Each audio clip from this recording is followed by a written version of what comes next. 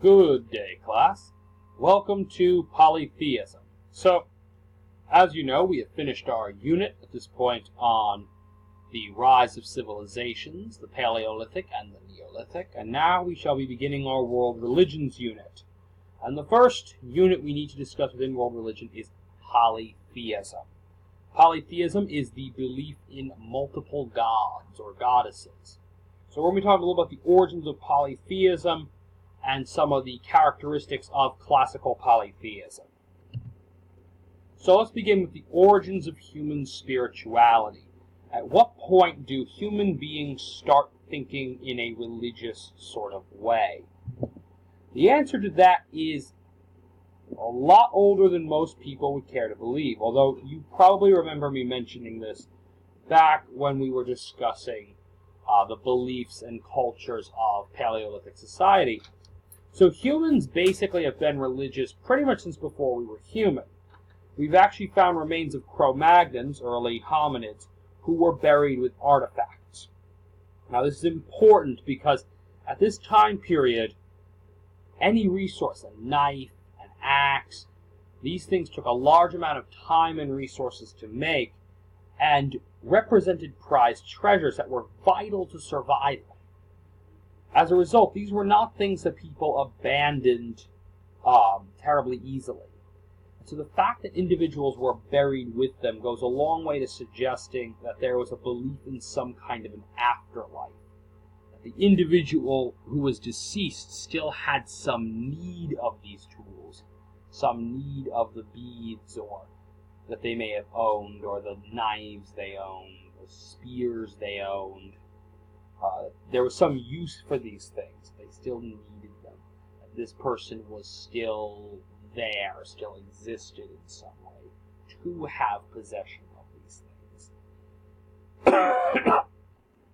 And so that is a religious sort of idea. Now, we don't know much else about what Cro-Magnons believed spiritually. Again, they did not have any writing. So we don't really know, how their afterlife worked. Was there a different sort of afterlife for different sorts of people? Like a good, to use a kind of turn of phrase, a heaven and a hell kind of an idea, or something like that? Or was it just sort of a Sheol kind of a concept, a general land of the dead kind of an idea, where everyone just all went to one place? We don't really know. We have no answers for that. So let's move on with the rest of early religion.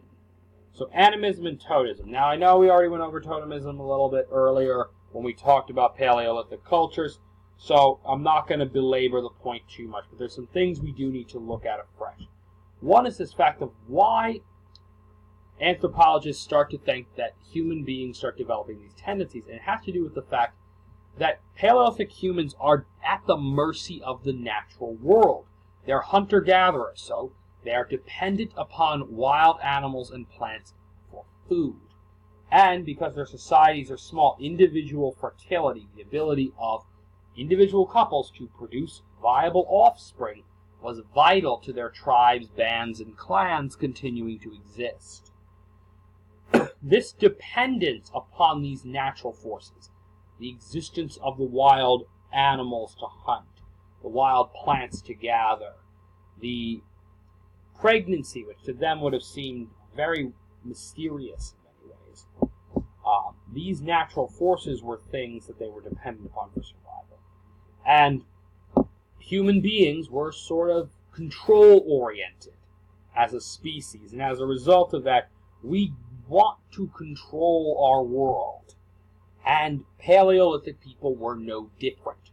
And animism and totemism developed as a way for these people to attempt to control the world, to influence the animal and fertility spirits that they believed controlled the world. So the idea generally in totemism is that behind all of the individual occurrences of something, there is a unifying spirit. So behind all the deer, you have a deer spirit.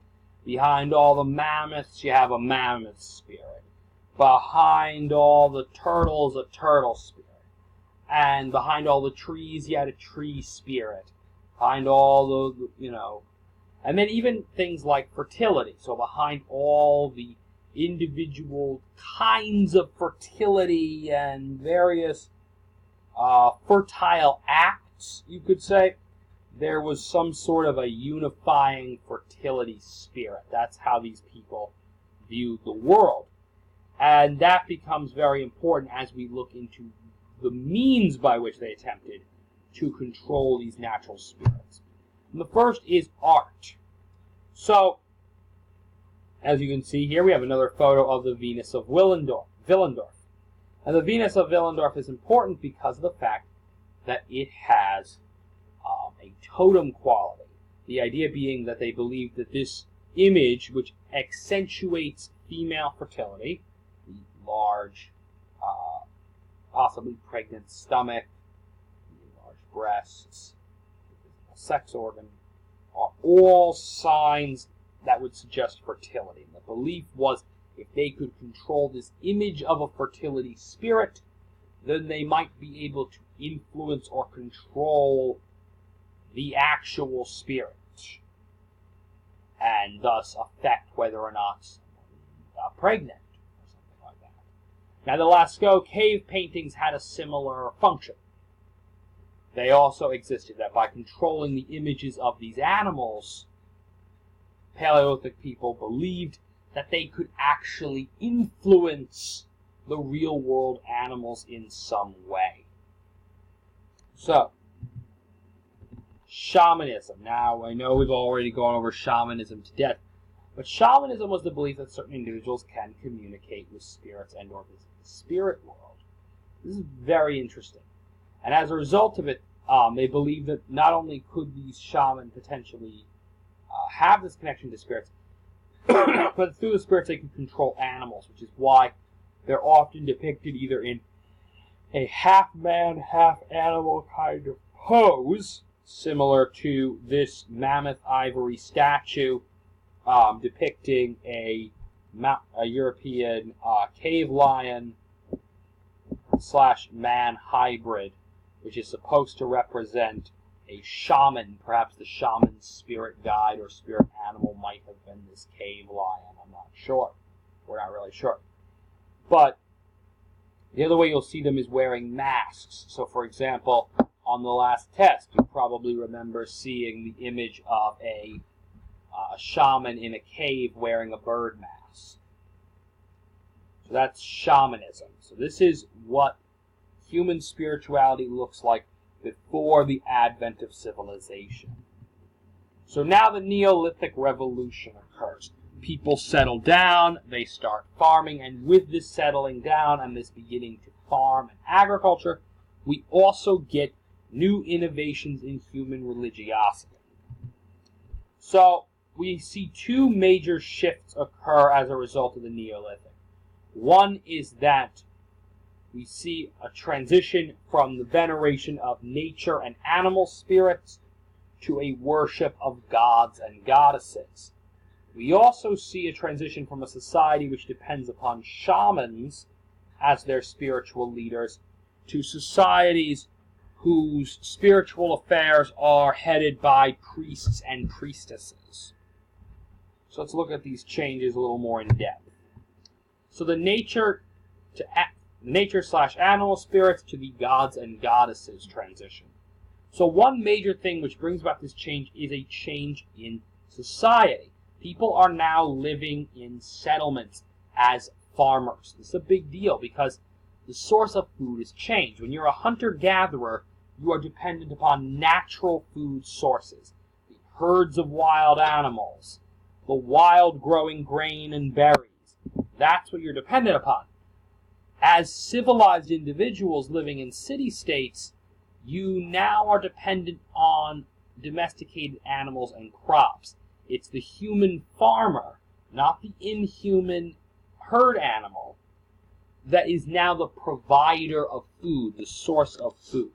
So humans no longer are associating the non-human animal entities with their source of life-giving food. It's human beings. And as a result, this has an influence on human spirituality, as best as anthropologists can tell, in that natural forces are anthropomorphized.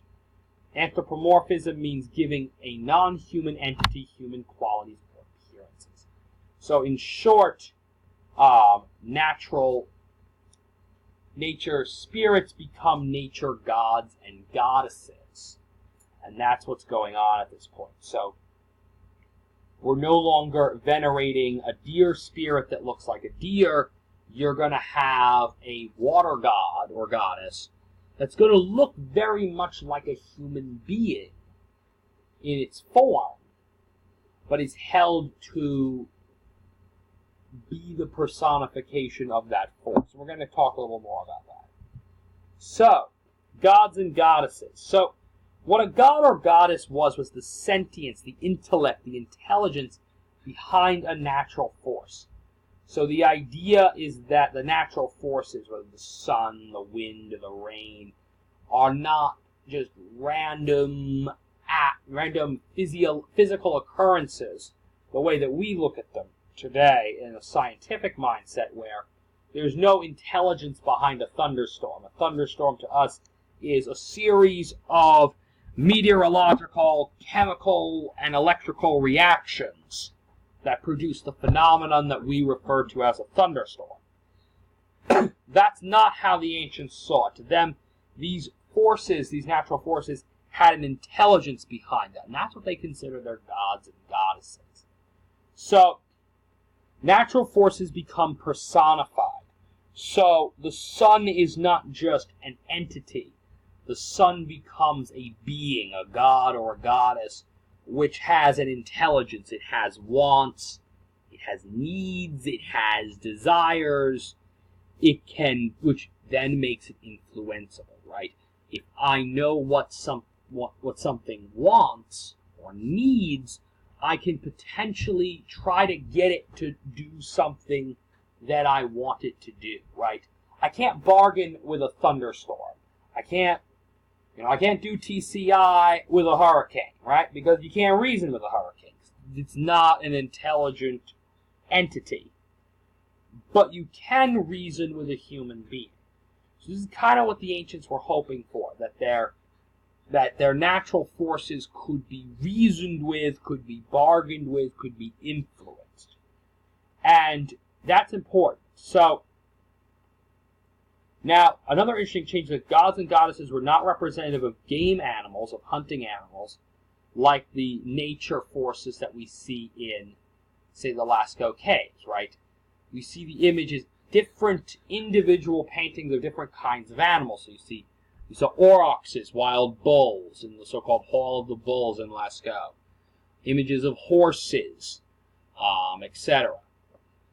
That's not what we see in the Neolithic. Rather, what is personified as gods and goddesses are forces that are relevant to a farming society. So, for example, we see a lot of sun gods and water gods. So we look at Egypt, we have several sun gods and several water gods. So you have Aten, down here, the god of the sun disk. Ra, the other sun god, who's the god who sailed across the sky in his ship that was the sun, and then in the night he journeyed through the underworld, fighting off various evils, so that the sun would rise again the next day, and the Nile would continue flowing, and life would go on and on. You get the idea. And then you also had water gods. So Hapi, which I misspelled here, it's actually Hapi. And Hapi was a Nile god, kind of more frog-centric Nile god. And this is in opposition to Sobek, who is the god of the Nile crocodiles. So the river Nile had multiple gods, as the sun had multiple gods, because these were things that influenced the lives of Egyptian farmers. The currents of the Nile and the rising and the setting of the sun. Not so much the running of the deer or the wild animals. So that's an important development to understand when we're looking at human spirituality in the